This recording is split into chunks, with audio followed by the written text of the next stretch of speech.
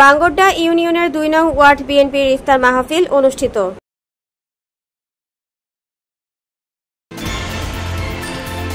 আপনারা দেখছেন সিএসটিভি, আমরা জনতার কথা বলি।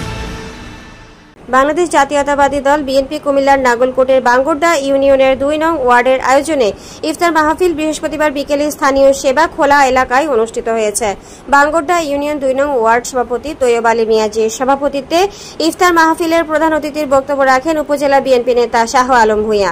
বাঙ্গরডা ইউনিয়ন ২ নং ওয়ার্ড সাধারণ সম্পাদক শহীদুল ইসলামের সঞ্চালনায় ইফতার মাহফিলে বিশেষ অতিথির বক্তব্য রাখেন বাঙ্গরডা ইউনিয়ন বিএনপি সাধারণ সম্পাদক মোহাম্মদ মানিক মজুমদার, যুগ্ম সাধারণ সম্পাদক মনির হোসেন, সাংগঠনিক সম্পাদক জালাল মোল্লা সহ সাংগঠনিক সম্পাদক কবির আহমেদ প্রমুখ।